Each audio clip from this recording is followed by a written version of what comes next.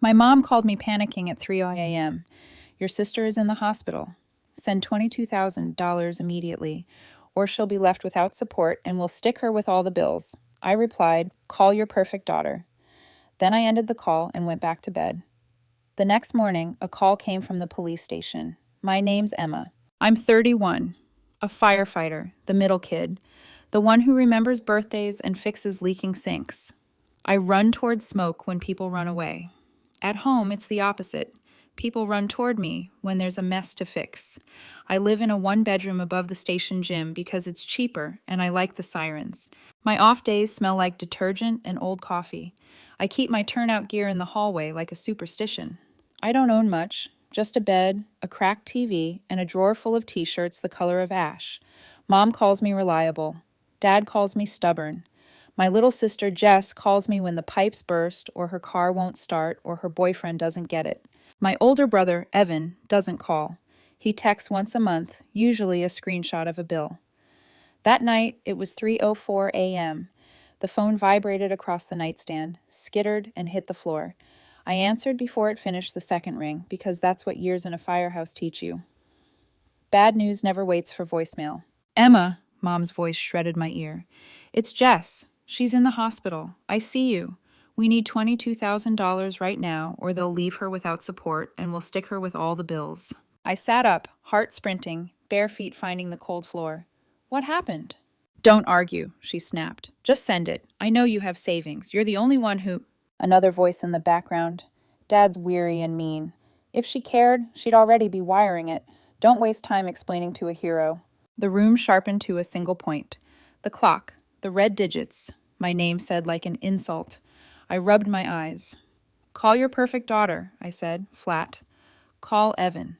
Then I hung up, put the phone face down, and lay back on my pillow like we hadn't just set a family on fire. My chest was a drum, but I didn't move. I stared at the ceiling at the hairline crack I never patched. The line looked like a fault through which voices leak. Mom's panic. Dad's contempt. The old script we'd all memorized. I told myself. She said, I see you. She said money. She didn't say why. She didn't ask if I was safe. She didn't even say please. My phone buzzed 3 more times. I didn't look. I turned the screen over, shoved it under the pillow like a siren I could smother. I slept the way you sleep on a rig between calls, one eye open, body ready, mind refusing to be. At 7:11 a.m., the phone rang again. A different number, a clipped voice. This is Sergeant Kovalchuk from the 12th Precinct. Is this Emma, last name? Yeah. We need you to come down to the station to discuss last night regarding your sister and your parents. The line went quiet long enough to hear my own breath. I slid my feet into my boots.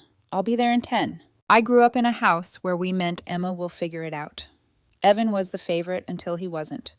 He was the basketball hope, the scholarship that never happened. The son Dad bragged about to mechanics and bartenders. When it went sideways, knee, grades, everything. He learned a different trick. He turned problems into other people's debts. Jess learned to be sunny and small. I learned to carry. At 19, I started pulling weekend shifts as a volunteer. By 23, I was full-time, eating smoke and paperwork in equal parts. The job made sense to me. Fire has rules. You learn its mood. You respect its hunger. You don't negotiate with it. You don't call the fire selfish when it burns you. You put it out. My family didn't have rules. They had stories. In those stories, Evan tried his best and Jess was fragile. And I was so good with money because I didn't buy things. Translation. Emma will send a transfer and fix it later. Money was a river that always flowed downhill toward the biggest noise. When Dad's alternator died, I paid. When Mom's crown cracked, I covered the dentist.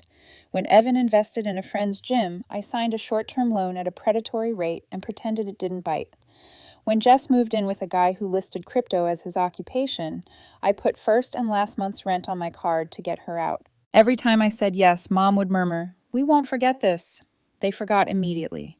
The next favor walked in wearing the same face. A month ago at Sunday dinner, Dad looked over his glasses and said, "You're 31 with nothing to show for it but biceps and a savings account. When are you going to start thinking long-term? Buy a house. Give your mother something to be proud of." Proud like Evan? I asked. Quiet. Not a challenge. Just a test of the smoke pattern. Dad's jaw twitched.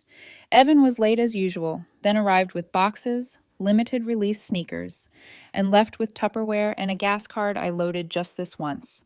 He kissed Mom's cheek and told Jess she looked tired. He didn't look at me. Jess's boyfriend at the time, a guy with a watch he couldn't afford, whispered, "Your folks are intense." "Only when they're awake," I said, and Jess snorted wine through her nose, then apologized like laughter was a luxury taxed in our house. 2 weeks later, Jess showed up at my door with a trash bag of clothes and a busted lip. We sat on the floor with frozen peas on her face. She tried to make a joke. "At least it's organic." I offered the couch. I offered to change the locks. She said she needed to handle it herself, then asked if I could spot her for a deposit somewhere new. I said yes, I always did. That night, as she slept, she looked 8 years old again, all brace face and bangs, begging me to lie that monsters didn't check closets. We made a plan. She'd save. She'd take the job at the clinic. She'd block his number. She'd pay me back in small bites. She borrowed my old iPhone because hers was a spiderweb. I set it up. New passcode, Face ID, clean as a blank wall. The first crack came on payday when I saw a cash withdrawal on my account. I didn't remember making $200. Then another $40 at a gas station across town. I frowned, changed my bank password, and told myself I was tired and sloppy. Then I noticed the wallet I keep in the kitchen drawer was out of order. My extra card, the one I use for emergencies, was back in a different slot. It made my skin buzz. I counted the cards. All there. I breathed. I told myself, "You're a firefighter. You know what panic smells like. This isn't it. It's only suspicion." I didn't ask Jess. I should have. Instead, I watched. I took photos of my card numbers and set location alerts on new purchases. That's not how family should work. It's how you work when the fire has already started and you can't see the flames yet. 3 nights later, I came off a 16-hour shift smelling like wet rope and sorrow. Jess was on my couch, mascara like smoke under her eyes, phone on speaker. Mom's voice filled the room. "Your sister needs to be a team player for once in her life." "For once," I repeated, and Jess winced. Mom barreled on. "Evan has a line on a used truck. He can start deliveries. He just needs a cosign. No money, just your name, Emma. We're family." I stared at Jess. She stared at the table. "No," I said. The word felt clean in my mouth. Mom's inhale hissed. "You always think you're better than us because you run into burning buildings." "I think I'm tired," I said. She hung up. 2 minutes later, Evan texted, "Chill, sis. It's just paperwork." I didn't answer. I went to the shower and turned it too hot. The mirror fogged until I could pretend I wasn't in it. That week, Jess moved out. New roommate, new keys. She hugged me hard, promised she'd bring back the phone charger she accidentally packed. I checked the kitchen drawer twice after she left. The cards were exactly where I'd put them. I exhaled like I'd been holding my breath for a year. Then came 3:04 a.m., and Mom's voice like a siren with teeth. "I see you, $22,000. We'll stick her with all the bills."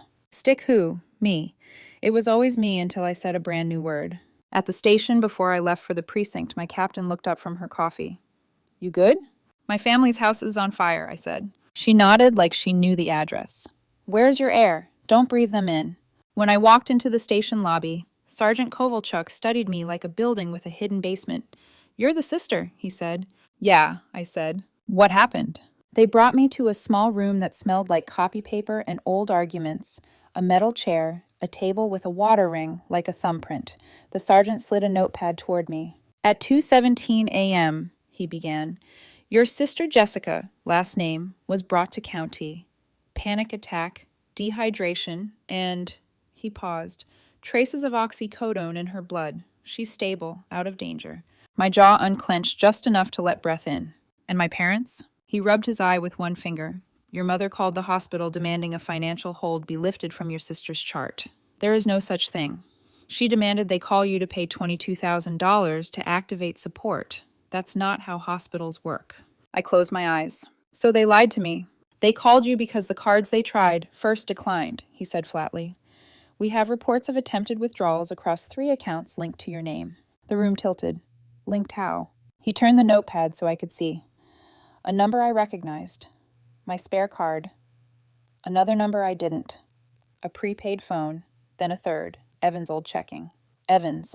"Earlier in the week," the sergeant said, "those accounts saw small test charges. 2 gas stations, a corner store. Last night, someone tried to cash advance $2,000 at an ATM near the hospital. Declined. Then they tried your card ending in 48. Approved for $200. We pulled the camera. It's your father. It took a second for my brain to accept the shape of those words. My father, the man whose voice could charm me, standing at an ATM with my number. The sergeant watched me without blinking. We've got Jess's statement, he continued. She says she didn't know the plan. She says she woke up in the ER and asked someone to call you, but your mother took the phone. Is Jess in trouble? She's sick, he said, and she's scared. He pushed a small evidence bag across the table. Inside was a sticky note folded in half. My handwriting on the outside, Wi-Fi plus PIN. I felt the old nausea of recognition. It was from my apartment router, the note I kept under a magnet on the fridge. On the back, a different hand had scribbled a list of numbers. The last 4 matched my spare card. Someone had flipped my note and made it a key. I didn't trust my voice. I looked at the sergeant. He looked at me. The distance between us felt like a hallway full of smoke. He said, "This is the part where I ask if you want to file charges." I stared at the bag, at my handwriting turned into a weapon. In my head, I heard Mom at 3:04 a.m. I heard Dad's whisper, "Hero," like it was a slur. I heard myself say, "Call your perfect daughter." The old script wanted me to fold, to say not this time, to pay, to fix, to mop, to let them call it an accident by morning and a misunderstanding by lunch. Instead, I said, "What happens if I do?" "Fraud," he said. "Attempted theft.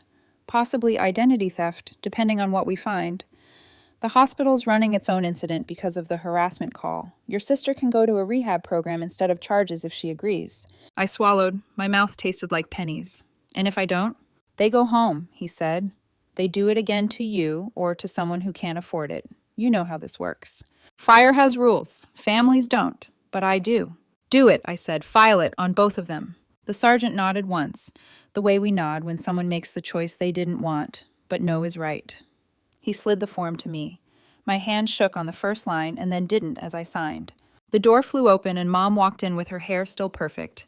Outrage wrapped around her like a coat. "Emma," she hissed, "what is this? They're saying you accused us of stealing. You must have misunderstood me last night. You were half asleep." She turned to the sergeant with a sweet smile that could slice a throat. "Officer, we're not criminals. This is a family matter." I kept my eyes on the form. "You tried to take my money." She laughed once, a dry bark. "Money? Your sister is sick. What's wrong with you?"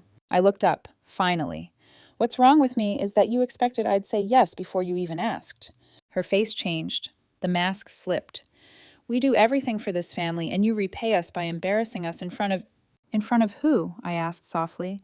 "The police, the bank, the hospital, the mirror." She reached for my arm. I pulled back.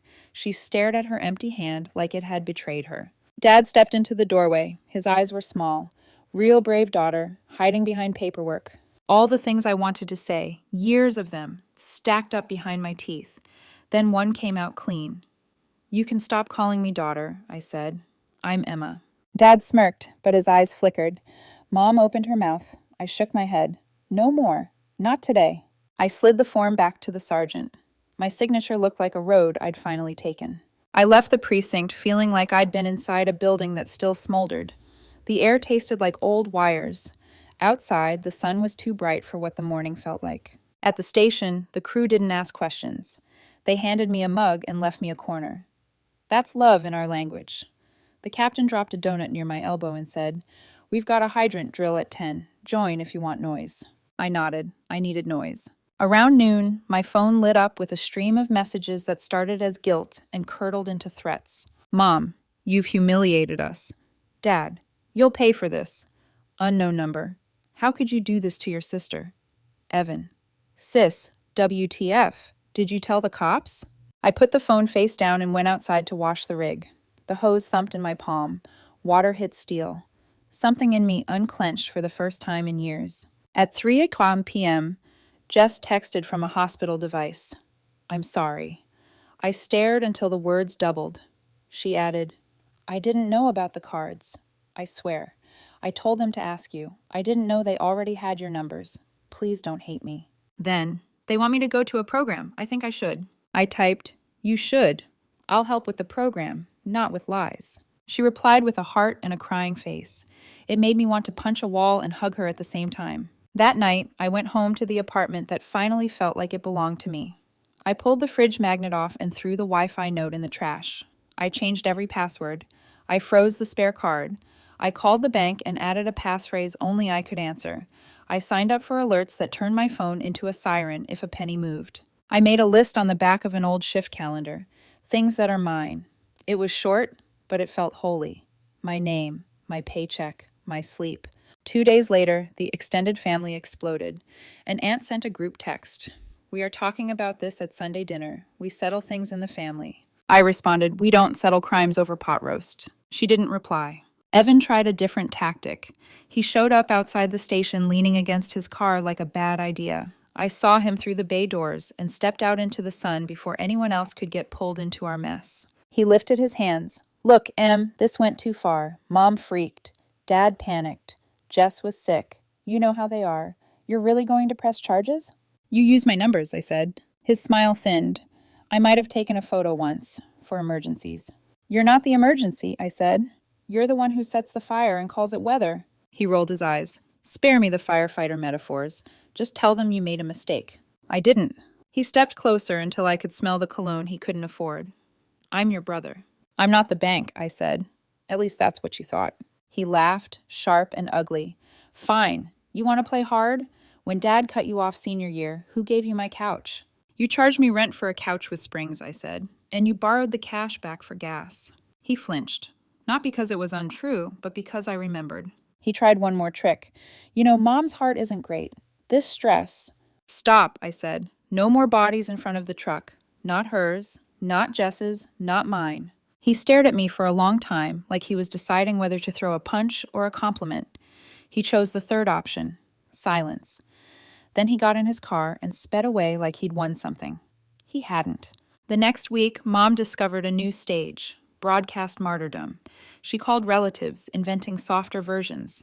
In one, I misunderstood a medical emergency. In another, the bank made a mistake. In the version for church people, I was lost in pride. I didn't correct anyone. I let the official record speak. The sergeant called with updates. Cards flagged, hospital note filed, court date in 6 weeks for my parents. "Jess checked into a 30-day program," he added. "She asked if you could bring her a hoodie. No strings." "Tell her I will," I said.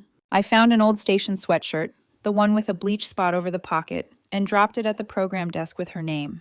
I didn't ask to see her. I figured she needed less audience and more oxygen. At work, I slept better in the top bunk than I ever had at home. I woke up hungry. I started running after shift, not to outrun anything, but to feel my lungs on my side. I dug a box out from under my bed labeled someday and opened it. Inside were a few brochures: paramedic school, rope rescue certification, a pamphlet for a small cabin by a lake I'd circled in red years ago, then shoved away because family emergencies didn't respect deposits. On Thursday, I booked the rope course. On Friday, I called the cabin number and asked if the off-season rate was still the little number in the corner. It was.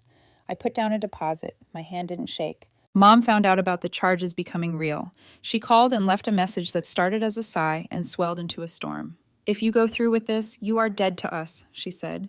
"You hear me, Emma? Dead." I sat on the edge of my bed, phone to my ear, listening to the person who made me say I didn't exist. Then I deleted the message and set my phone to only allow favorites. Only 3 people are favorites: my captain, my partner, and, yes, Jess's counselor, who gave me updates with Jess's permission. Boundaries aren't a wall. They're a door I control. Sunday came. No pot roast. I made eggs and ate them over the stove in my boxers.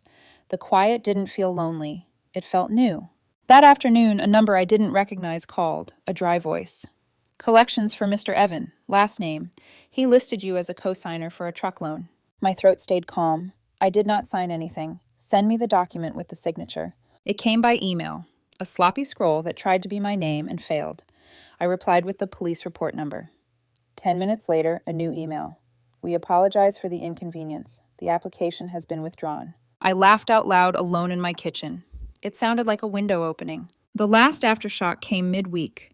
The precinct asked me to come in and make a supplemental statement because Mom had submitted her own statement full of holes. I showed up in the same boots as before. As I sat with the sergeant, I heard a familiar voice in the hallway.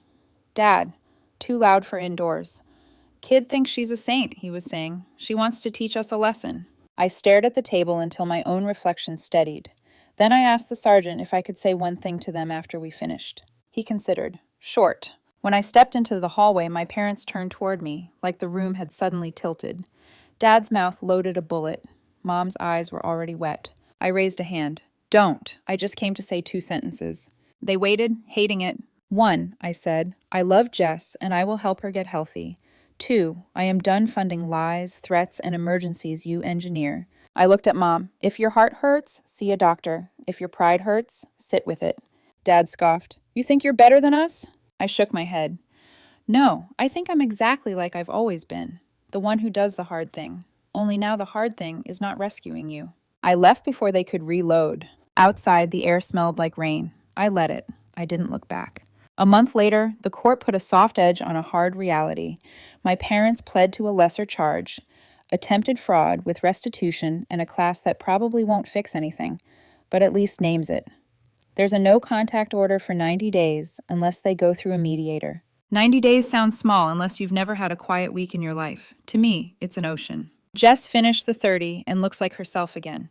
The self from before the men and the pills and the weight of being everyone's soft target. We sat on a bench outside her meetings with coffee we didn't need and sunlight we did. She said, I'm sorry I became another emergency. I said, you were a person in pain. She said, I took your charger and you're quiet. I said, you can take my charger. You can't take my name. We left. We made a plan as equals.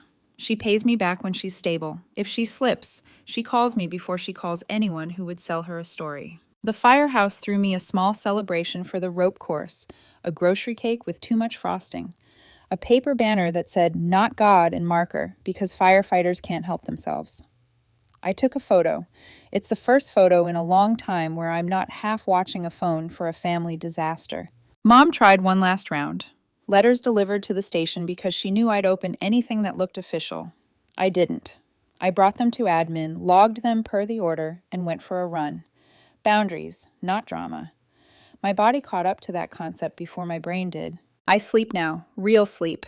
The kind that isn't waiting for a 3:00 a.m. siren shaped like your mother. I drove to the lake cabin for a weekend and sat on the dock with my feet in the water, phone on Do Not Disturb, thinking about how strange it is to choose yourself and survive it. I thought about Dad's voice calling me a hero, like it was an insult.